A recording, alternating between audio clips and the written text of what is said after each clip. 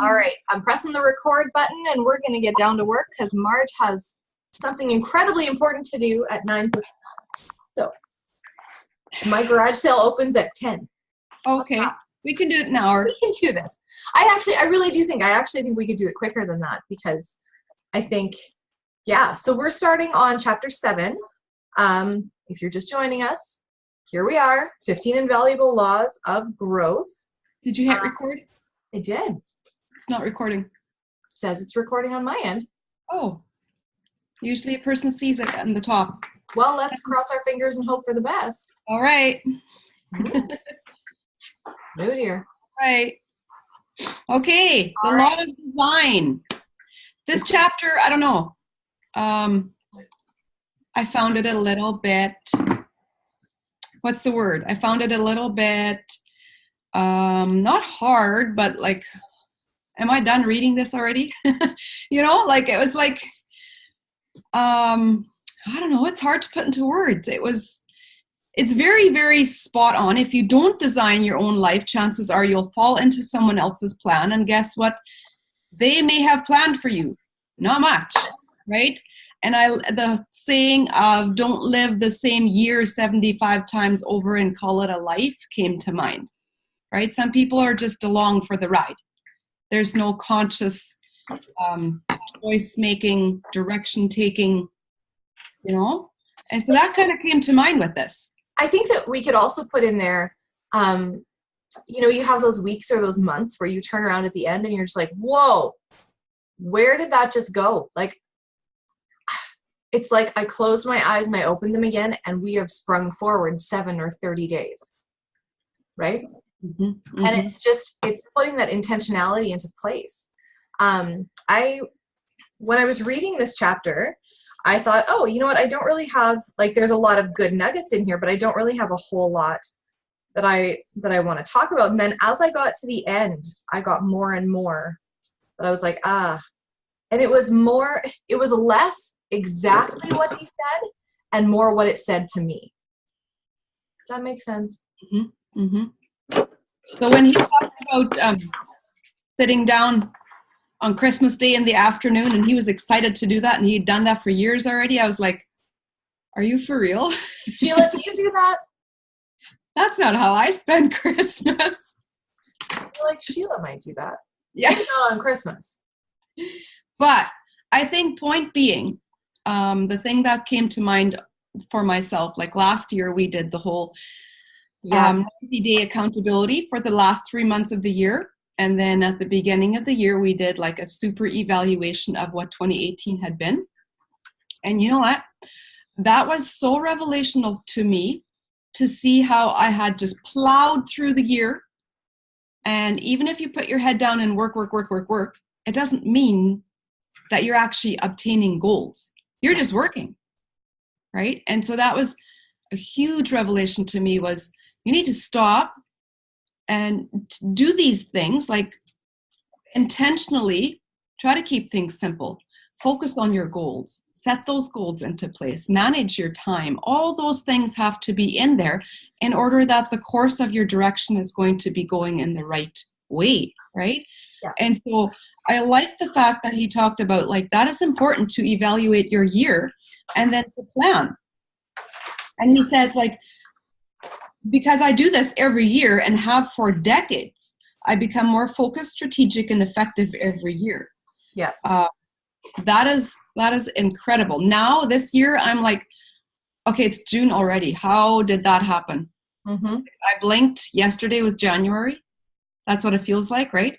And I think that is probably lack of design is what I came up with yesterday was, right? Like, yeah, absolutely. I know some of my team and I started doing this at the beginning of fall, and we had just finished reading Girl Wash Your Face, and we were writing down 10 long-term goals that we had, and the concept that Rachel Hollis talked about was to write 10 things as if they have already happened. Mm-hmm. Don't I will be. You write, I am, blah, blah, blah, blah, blah.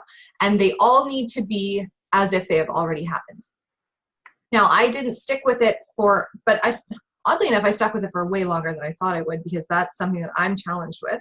And so I was still writing them out in December. And the concept is, if you write these things out every day, they are things that stick in your mind. Mm-hmm. And that's something that helps me with a goal, because like I said, I think last week, if I don't have something right in front of my face, I will oftentimes forget about it, even if it's valuable to me. So weird, but I forget. And I thought how intentional my thoughts were towards these things during that period of time that I was focused on those goals that I had for the future. And he talks about in here, the things that he did, knowing where he wanted to be. He realized that he was going to be a speaker. He realized he was going to be teaching, every week of the year or whatever. And so when he was fairly young, and then that's how he set his course. He set his course towards growth in those things. And I thought, man, sorry, I'm going off on a bit of a rant. Have you guys seen Kristen Abart's stuff recently? Her blog, her second business, like her business account on Instagram, whatever. It's like she's flipped a switch, or she's like just, taken that power, the switch has gone up. She's kicked it up. She was always amazing. She sort of kicked it up into another gear.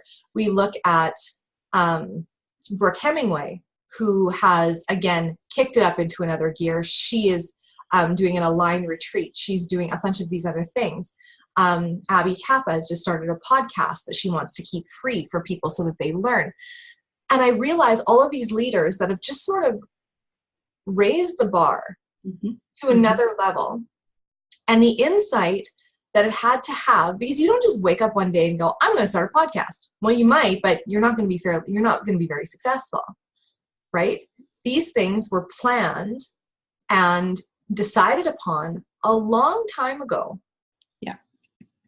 And you can't do that unless you have this design, right? Like, And I like if we go forward a little bit, really those lessons don't sound hard, but let's be very honest. How hard is it to keep life simple? Yep. It's freaking hard. There's always something more that is waiting, something more that is calling, something, right? And it's very much on that day-to-day basis, often in those small actions, that all of a sudden you find yourself in this complicated, how did I get here? How can I make it more simple? And those are definitely those small intentional steps. Yeah. I love what he said. And I think that this is such a good, check yourself thing. Yes. When you're talking about, when he's talking about on the bottom of page 103, again with simplicity, he's saying, can it be received personally? Can it be repeated easily and transferred strategically? So keep them personal, repeatable, and transferable. We use the term duplicatable, right? And I think that is brilliant. He also had said at the end, it was the end of the chapter. Doreen says outside pressure is to not keep life simple. And that is true.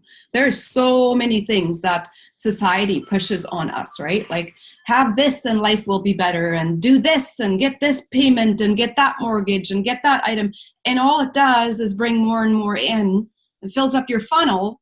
And all of a sudden you're like, overflowing funnel, not enough coming out in the bottom. And you're just like, so yeah. The whole concept of keeping it simple, I think, is in the day-to-day. I think it is in that, discipline is a word that sometimes is hard to swallow. Discipline in the small things is probably harder than in the big things, which sounds weird, but it is. Discipline in the fact of getting up every morning early, doing your routine, keeping your life in the ways of walking towards accomplishing those bigger steps. It's that series of small steps that gets you to that big step, right? And so often you would just like to grant yourself that, whatever, I'm not going to get up that early today. I can sleep in. There you go, falling backwards. That small step falling backwards already sets you back again, right? Mm-hmm. But I liked where he said, just remember as you develop strategies for growth to keep them personal, repeatable, and transferable. That's our duplication, like you said. And then planning your life is about finding yourself, knowing who you are, and then customizing a design for your growth. There again, my customized design is not going to be your design, right? It'll look different. It'll be my customized design. Well, and I thought that this was interesting too, because we put a lot of emphasis on designing where you're going in your business. Mm-hmm. But when he talks about this whole designing your life is more important than designing your career, it's very true. And I know when we homeschooled for 5 years. This is our first year not. I was able to be I found the time, because I had way more time with my kids.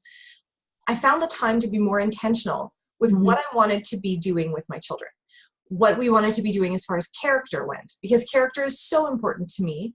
And I really couldn't care less whether they can divide a 5-digit number by a 3-digit number, as long as if they are not kind human beings that other people want to spend time with, and they cannot be a contributing member to society, I really could care less. They can pull out a calculator, right? Yeah. Yes, math's important. That's not what I'm saying. Anyway, but it's so easy in the complication of life, when you don't keep things simple, that you forget that your marriage needs to be designed on purpose. Mm-hmm. Your time with your children, your time with your relatives. When you see somebody in the grocery store and you're like, oh my gosh, how has it been 5 years since I've seen you? We live 3 blocks away from each other. That's not okay, right? I think we'll always have pieces of that here and there, but I think when we're more intentional, it's easier, right? Mm-hmm. Mm-hmm. Yeah. I like the whole, he often quotes Peanuts, Yeah. Charlie Brown, and he says, life is just too much for me. I've been confused from the day I was born. I think the whole trouble is that we're thrown into life too fast. We're not really prepared. And Linus responds, what did you want? A chance to warm up first? I would like to say yes, in the way that I really would like a warm-up 2 days in between months. And anybody else, where can I suggest this? Is there a suggestion box? Can we have 2 days between? We have a pause in between jumping months. Yeah, I need a couple days before we get going again. But this, and then he goes into like regret over not being proactive enough is a common theme among people looking back on their lives. You hear it so often, it's always in the biographies and the documentaries. It's always in the places of where people look back on their life and they're like, yeah, if I would have, right? And there's so much about those small little steps about being proactive that would make all the difference.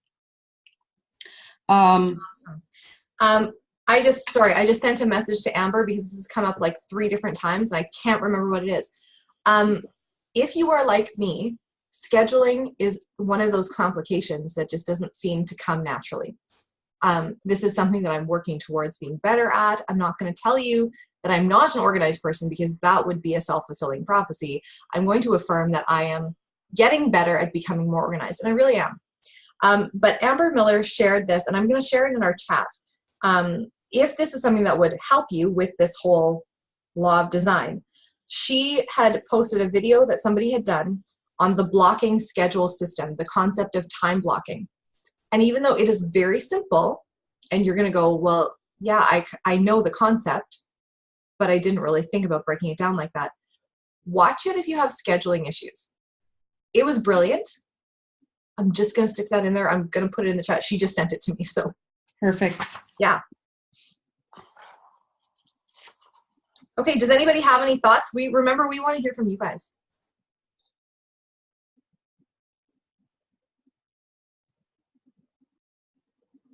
You only live once, but if you work it right, once is enough. I like that. I thought that was super cute. I hope so. I want to know how many Peanuts cartoons he has put in his files. I know, right? That whole system, I had a hard time even reading that whole system. Well, I Can you know. imagine? I was thinking, oh, Google is so much easier. It is, but sometimes you get that. Like, I've always read his books and gone, this man has a memory bank like nothing else. But no, he just has a better system on how to remember things. Exactly. I think that's probably one of the biggest things that really, really stood out to me in these 2 chapters is systems. Systems is absolute key. And I feel like so many people fall between the cracks because of not a strong enough system that is in place, right? Well, and simplicity in systems. Like, and yeah. I'm just going to go like way ahead here just for a second. But at the end, strategies, any system you develop should be simple and straightforward. To test the ones you develop, try this. Explain them to a friend to see if they pass 2 tests. The first is whether you can explain it clearly. If you can't, it may be too complicated. The second is to see if your friend knows a better or simpler way to achieve the same goal. That outside perspective can be so, so good. And I'm so thankful I've got a friend who is not in Plexus. She's an amazing support for my business, always asks. I swear she knows more than a lot of ambassadors do about the business. It's just not for her right now. But I can do that with her and be like, okay, can I try to explain this to you? And she'll be like,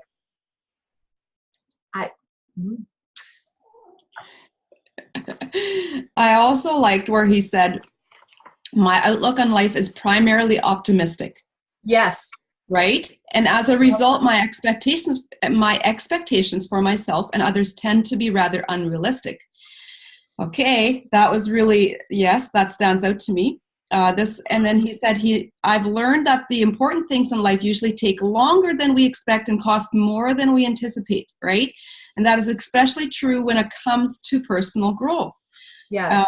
And so he multiplies everything by 2, which is like brilliant. That is, we set expectations and we look at other people and then we put that into our timeline. But what if our timeline is double that and we haven't allowed ourselves that time, right? And so I'm aware that I'm an especially impatient person, something that Marge is working really hard on.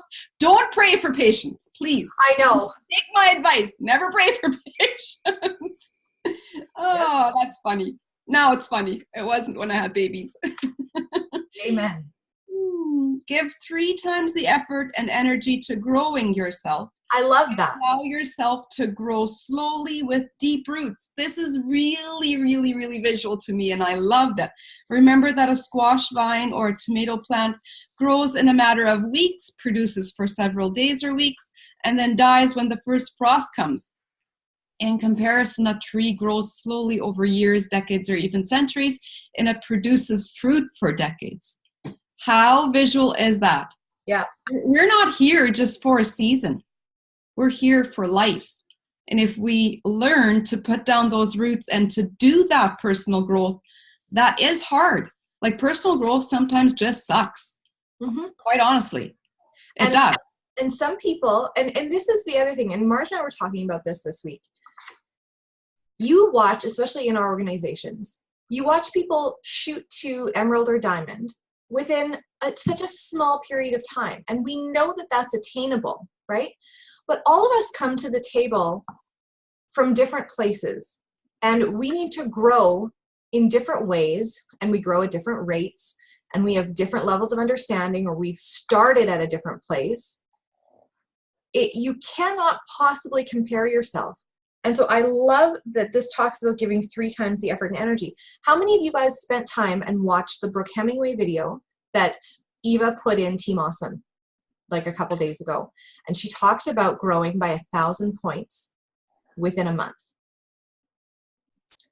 And then she talked about looking at your goals 60 to 90 days out. Now, we want to talk about patience. I'm not a patient person either. Because when I set a goal, I'm like, hey, I want to do it now. Today. Yesterday, if that's at all possible. Was yesterday possible? Yeah. Right? And the idea of setting ourselves up for long-term success, like this whole tree versus squash thing, by doing the right preparation, having the right systems in place, doing the right things, is going to be far healthier for us than just plowing ahead. And that's the other thing that I think that we talked about a little bit was your level of influence. We all come to this business with a completely unique life, a completely unique market. People are not the same anywhere, ever, right? And we work with people. And so your level of influence has been created up until the day that you join Plexus, right? And keeps being added to. And so whoever your market is, whatever your life experience has been up until then, is the level of influence that you bring. And so I listened to Abby Kappa's podcast yesterday, and it was on influence. Oh, I forget what it was called, but she only has a few. She's got like 4 or something. I think it's 4 now. And the biggest thing is to realize and to understand of what your level of influence is, and then to grow from there. Don't try to be someone else. You will never, ever allow someone else's level of influence to become yours. Like, it's just physically not possible, right? And so she talked about so many times we have family members or those closest to us that refuse to join us. And it's because we're not above their level of influence. So she used the analogy of walking up a mountain. And so you're walking up a mountain with several different groups of people, and the person that is 2 steps in front of you yells at you to tell you to take that fork in the road. And you're like, how do you know which fork to take? Because you're not even there yet. And then a group of people comes down the mountain, and they've already been there, and they tell you, hey, you guys need to take that fork in the road. And you're like, oh, that makes sense. Let's do that. They've already been there. Their level of influence was higher than the person that is right in front of you. Often those that are closest to us are right in front of us. That we haven't had enough time to impact them with our level of influence. First, you have to grow yourself that they can see that you're already coming down the mountain. Then they're going to start listening and saying, oh, yeah, she's been there. And so you know what? That might take several years in this business, but go find that market that you do have that influence over. It doesn't need to be your family. It doesn't need to be your closest people. This is a business that can be done without them completely. And you can still love them where they're at, right? Yeah. But when we have that knowledge of where our personal growth is, and like John Maxwell says, to be able to, give 3 times the effort and energy to growing yourself. If we think that, oh, this is so hard, I don't know how people can grow a Plexus business, it's probably, if you're really honest with yourself, it's probably the lack of personal growth that you've been doing. And so if we evaluate and pick up a book and say, where am I at? Who am I influencing? And how have I been able to grow? From there, you're going to be able to see of where you're going and who you're able to influence. If you're not able to influence the people closest to you, that's okay. There's a lot of other people that you can influence, right? Yeah. Amy's just put thoughts affect actions, actions affect results. Yes. Set the bar. Remember the set bar thing that Marge shared with us on our call the other night, right? Your actions or bar, B-A-R, our results are at the end, right? Very at the end. Very much so. Okay. And so then that's where your systems permit ordinary people to achieve extraordinary results predictably. Yeah. Wow. So, hey, systems in Plexus, we just were gifted the most simple, brilliant system in January. If you are not using this to grow your business, you guys are missing out. You are seriously missing out. Send, share, invite. It's in your back office. It is so, so simple. I just want to recap it because I think some of us will look at this and be like, well, that's just too simple. That's not going to work. I haven't told the people all the things. Guess what? They don't need to know all the things. And let's take simplicity back a step. I was thinking about this morning of how many people, when we look at people to reach out to, we think, oh yeah, I know this person with lupus, or I know this person with this. Well, guys, you know what? Simple. I'm not saying don't reach out to those people if they're on your heart. Do that, please. But do you know people who are tired? Do you know people who like to work in their garden all summer? Do you know, like, simple, simple, simple. Energy, better quality of sleep, control over your sugar cravings, getting rid of inflammation. Simple. We do not need to find the person with the most extensive disease and invite them to Plexus, right? Sure, do that too, but simplify. So simple system, send, share, invite. Talk, make a post. Somebody asks you about it, or make a first contact and say, hey, if I sent you a quick 3-minute video, would you watch it? Sure. Send them the microbiome video that they have on the Plexus Worldwide YouTube channel. Make sure it's not in Spanish. Love that we're diversifying languages. And then you say, I would love to know what you took away from that. And then they can talk about it. And then I always ask, if you could change anything about your health or any things about your health, what would they be? And then I go into True North or in Gut Health and Happiness. I find a testimony that's going to touch on one or more of those issues, and I'm going to copy and paste it and put it into the message.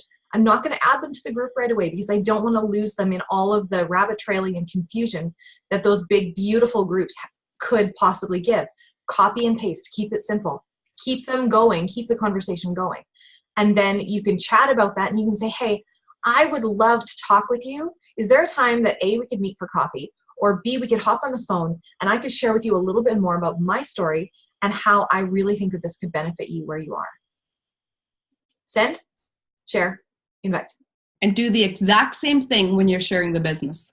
Exactly. Like, this is an example. I worked for 17 years when I had little children. I worked every summer, all the time. I think nothing more killed me and broke my spirit than to bring my kids to a babysitter during summer holidays. It was probably the worst thing I faced every year. I hated it.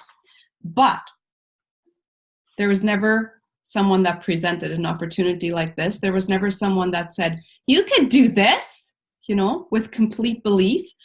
So in the situation last Saturday, maybe I should recap on this a little bit. Probably some of you know, but last Saturday, right after, like literally right after we end meeting, John came running in and said, March, we're evacuating. And I was like, what's going on?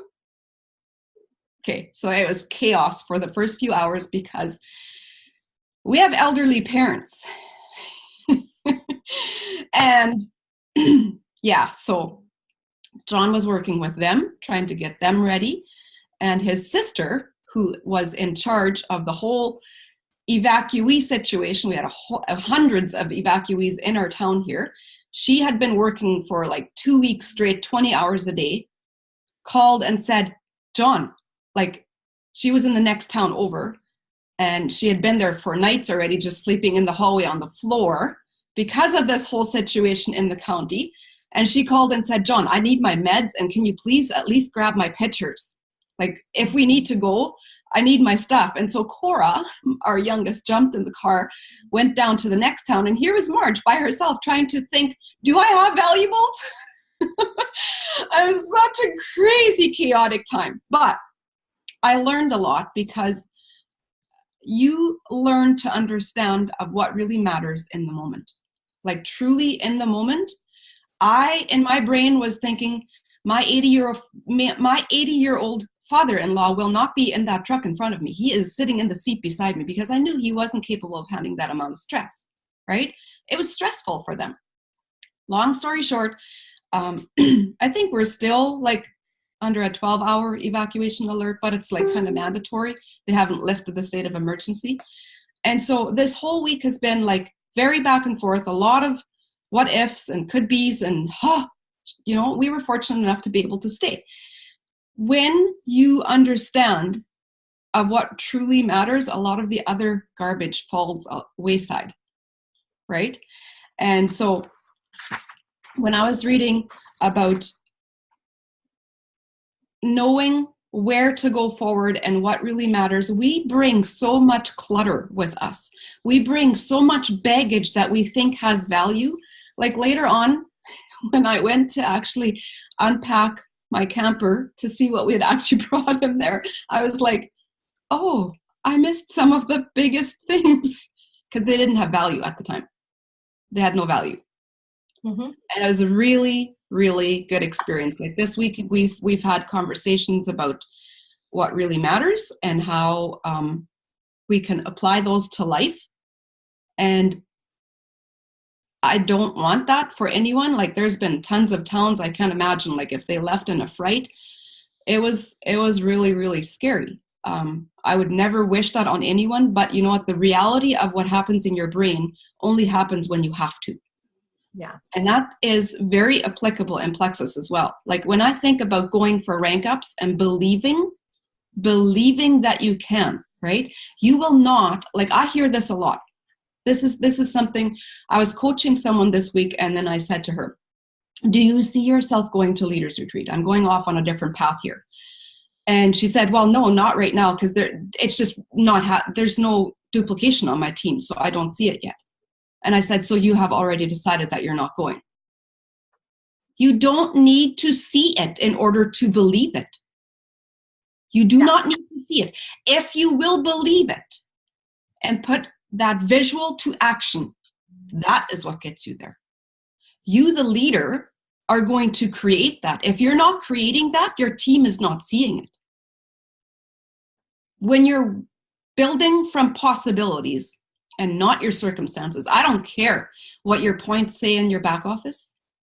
I don't care how many people have joined your team. It's what goes on in here. I'm going to go biblical for a second. Hebrews 11:1. Now faith is the substance of things hoped for, the evidence of things not seen. You need to have faith that this is going to be something that's going to be able to happen, right? Holly's going to Leaders Retreat. You got it, girl. Absolutely. And the bottom of page 113, no plan is worth the paper it is printed on unless you start doing something. I love that. Yes. Yes. If you just wait for the evidence to show up and you're like, oh no, well, it's just not realistic.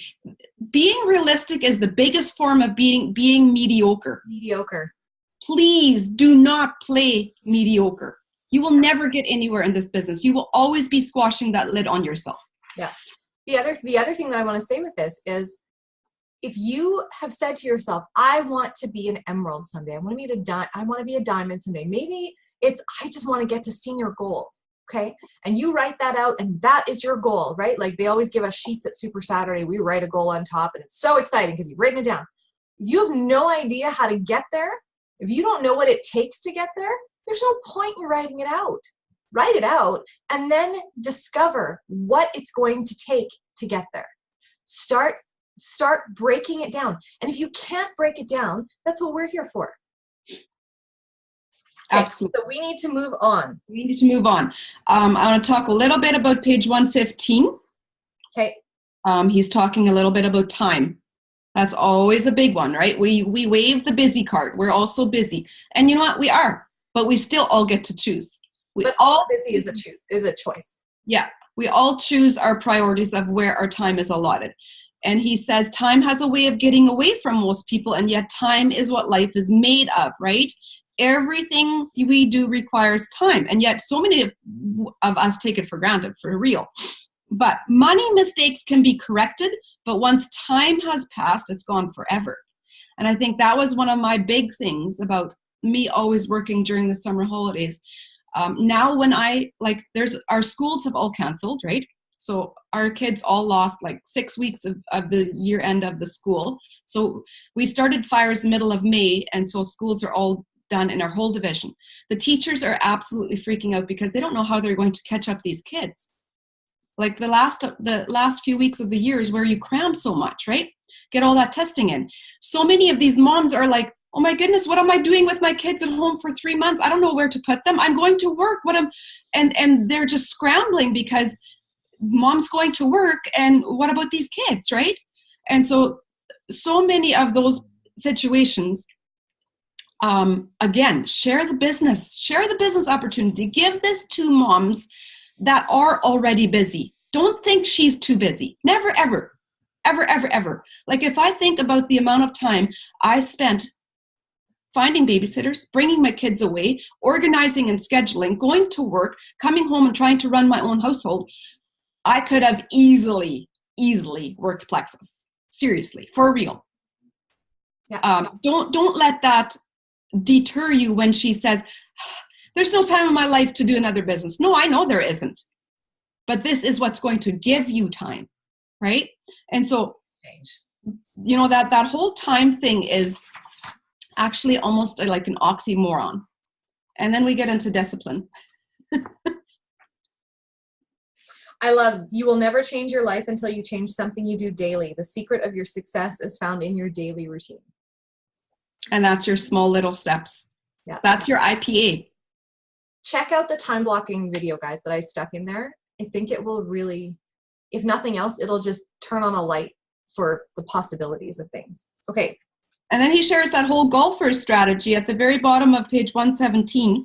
If you read the whole story there, the son says, my dad always said that the day that he stopped learning would be the day that he stopped teaching. He must have been learning right up until the day he died because he never stopped teaching. And you know what? I think this was probably one of the harder things that I learned in Plexus, and I was pushed a lot. I sometimes feel like I don't push my team enough. I'm so grateful that I was pushed, because so often if I would go ask questions, I would be told, oh, that's a great thing for you to be teaching on. You're going to be doing a Zoom, join a Zoom and tell me how it's done. Tell them how it's done. I'm like, I was asking, I wasn't, ready to teach. But guess what happens in your brain? If you're asked to teach something and you yourself don't know how to do it, you're going to scramble freaking hard to learn fast. Yeah. There's no better way to learn than to teach it.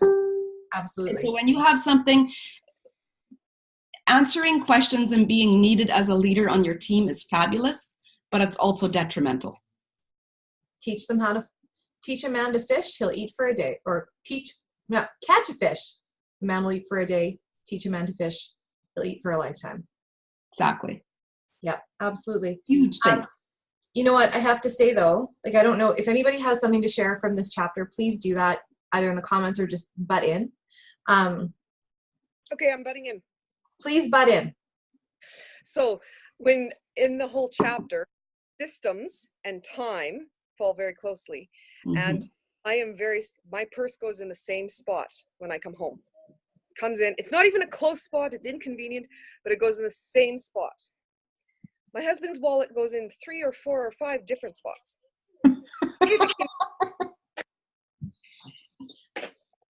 It's little things like that, right? Mm-hmm. It's where keys when you walk in your door. Where do you put your wallet in your purse? Where did you put your cash? Where do you put the groceries when you walk in the door? The mail. The mail is a huge time waster. Mm-hmm. It comes sorted. It's his, it's hers. Oh, must be his because I don't know whose that is. Oh, but you didn't open it. You just sorted it. I heard of somebody with their mail who actually would put it in a folder or something like that, and they would bring it along with them so that when they had meetings or they had appointments that they were waiting for, they would sit there and they would sort the mail while they were sitting waiting for the doctor, waiting for a kid at an activity or whatever, because why not? And when you sort it, do you actually deal with it, or do you then put it back in the same pile to move it off of the table because you got to eat? And then it's back not sorted. Or you opened it and it's a bill, but you put it back with the mail that you didn't open. Yeah. And how much time do you spend doing all those little tasks? Yeah, totally. And it gets shuffled from one spot to the next until it's lost, until you're like, well, you had it. No, you had it. And it was there, but it's not there. And then you're the queen of the piles. Maybe you're like me and you're like, I am totally organized and it's sorted. The pile might be like this, but I can tell you exactly what layer that's on. Don't tell me that I'm not organized with my piles. Okay, I need to say this though, and that would drive, well, yeah, I know Amy and Sherry are just amazing at that. Anyway, we're not going to talk about that. Did anybody else have a moment at the top of 18 after March just read that and go, he had a job that he loved so much, he wanted to continue to grow in that job or in that passion that he had, and he didn't want to retire. And I remember thinking a couple of years ago, my mother-in-law said to me, so when are you going to get to take some time off from your job? And I was like, you don't understand what I do. You have no concept. my job is loving people. When I stop loving people and checking in to see if they're okay, I've lost my humanity. Right? Absolutely. I never want to stop doing Plexus, because this job for me, maybe it's not for everybody else, maybe it's just a vehicle for you, but this to me is so important, and it is a vehicle in a sense, but I never want to retire from helping people and changing people's lives. I think that takes us directly into the law of pain, because you know what brings you? Who all read the name of that chapter and went, gee, I can't wait to read that. But you know what? Do you know what brings you to that mindset that you just shared? Often it's the painful things in your life. Like, to me, this chapter was just like, okay, there's some things in life that you don't want to go back to. Nope. Ever. There's some things in life that you have been through that you wouldn't wish on anyone ever, right? And yet, looking back, where did you learn the most? It's always in those seasons. Always in those seasons.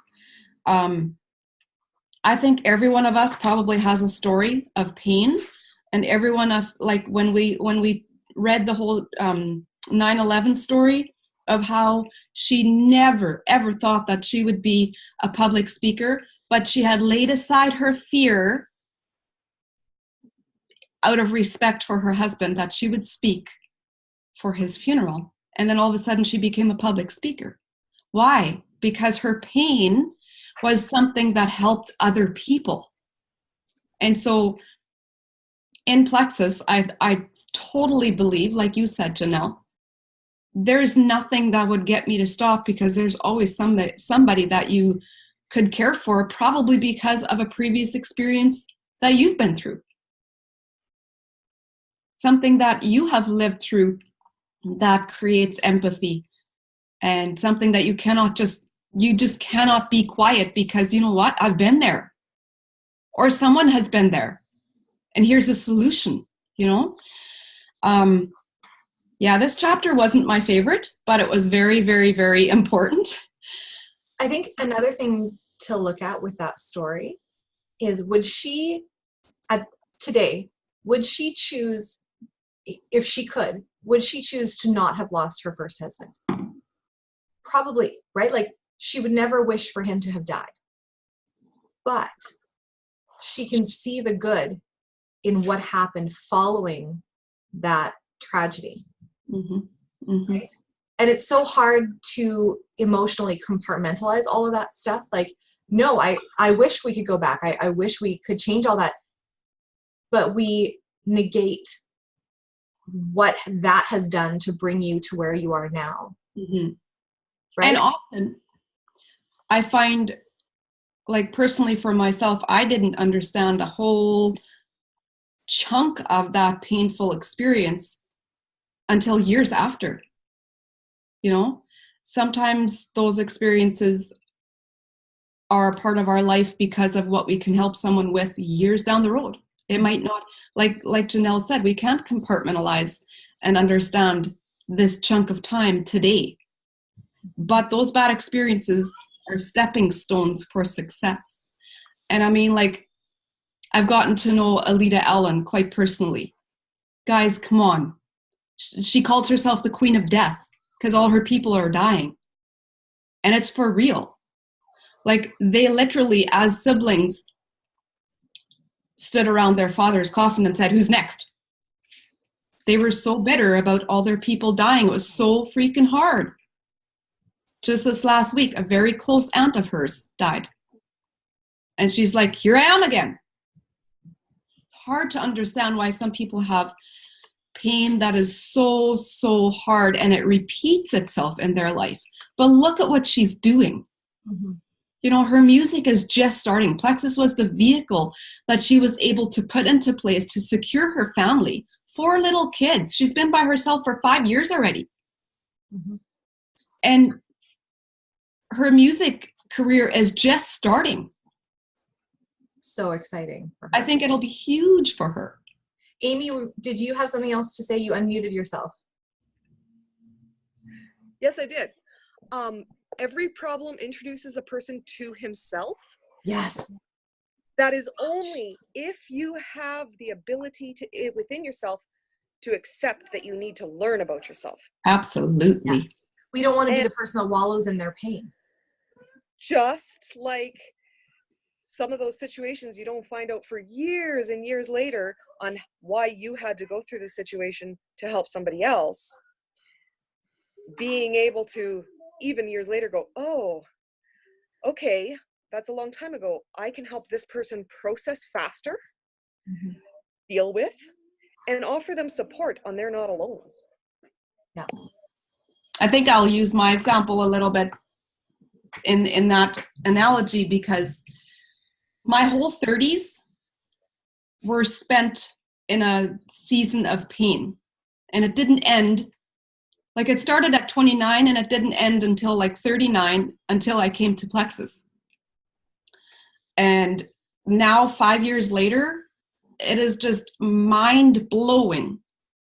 Like, sometimes I still stop myself and think, wow, back then I had no idea. I didn't have an inkling of a clue of what this pain would be used for in the future, you know? And it gives me like incredible goosebumps to think of how little I knew back then. So what's going on today is going to impact someone, who knows, 5 years from now? Mm-hmm. Imagine, right? And so now it's not fighting that pain. Now it's not, I'm a blocker. I'm just like, we still have to live, you know, gotta go. We'll do it. Push ahead. We're tough. We got this. And then years later, the reality of it all came forward, right? And it's just like, but now when I think about it, and I think like Amy said, you really, really learn to get to know yourself personally, and you understand that, well, this whole statement on 125, expecting the world to treat you fairly just because you're a good person, is a little like expecting the bull to not charge you because you're a vegetarian. Like, it ain't gonna happen, honey. You're no more precious than anyone else. I'm sorry, but that's fact of the matter, right? Yeah. And so when you learn to understand that those personal things have been super hard, but possibly you can use those, you know, as hope for someone else. That's huge. You know, it may mean that you need to allow yourself to feel more pain than what you've been feeling. Like Marge said, maybe you're a blocker. Maybe you're just, you know, trying to cruise past it. But if we don't allow these things to permeate, we can't grow. We just can't. And you know, not even being a blocker, sometimes it's just a coping method, right, in the moment. Sometimes you have 4 minutes. Yeah, I know. 4 minutes. Sorry, I'm trying to get us to clip along here. This is such a good chapter.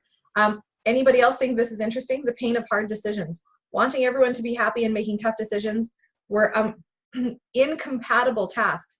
I learned that good leadership is disappointing people at a rate they can stand.